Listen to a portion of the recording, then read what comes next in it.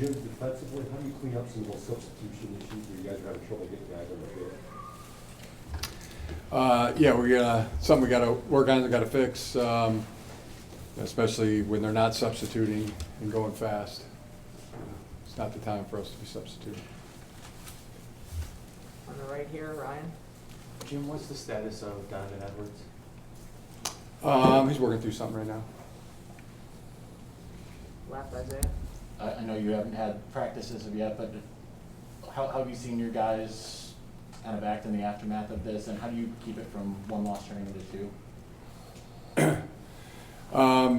Yeah, I mean, I've seen the team for a long time now. The way they respond, whether it's a setback or chatter, so I know how they're going to respond. Been around, several of them. We come back today for meetings, but very confident that the team will respond like they do, which is come back with more resolve, more determined to prepare, and get ready for our next ball game. On the left, John. How is Cade doing physically and your overall effort of, overall evaluation of his effort on Saturday? Really played outstanding in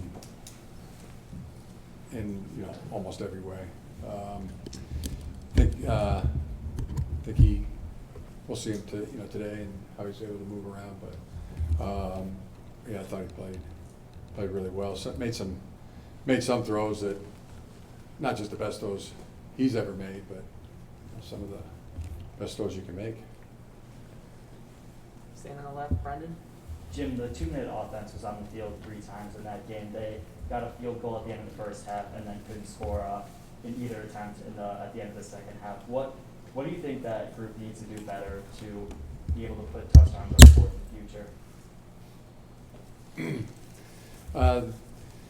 The 2-minute has been pretty successful. The one, I mean, we really didn't have enough time. Got a field goal before half, and then last 2 stopped on 4th down, clear pass interference, and then we threw the corner route into a cover 2, and they made an interception. On the right here, Ryan. How much did the fact that Andrell was playing in his hometown contribute to more playing time for him? Well, I think you know the answer to that. I mean, he's been talking about this for weeks. He's been ascending every single week. More would be added to his playlist, and he's responded each and every time. On the left, Michael.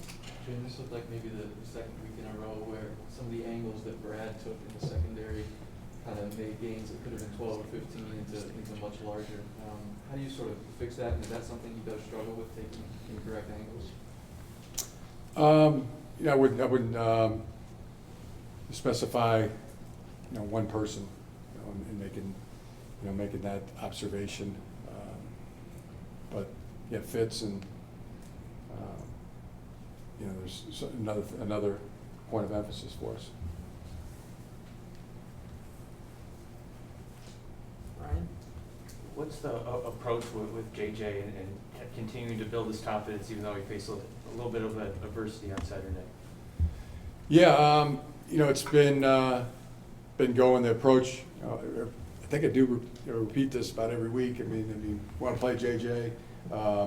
Really believe that he adds to our chances of winning, and I think he's ready. He competes. He plays extremely well. The 2 fumbles. One was he's got to put the ball away, run into his left there, and secure it. The next one was he was doing everything he was supposed to do. Austin? Jim, you mentioned Cade making some of the best throws that you've seen him make. What do you attribute that to? Was it him rising to the occasion? Was there anything in the game plan you felt like really worked for him?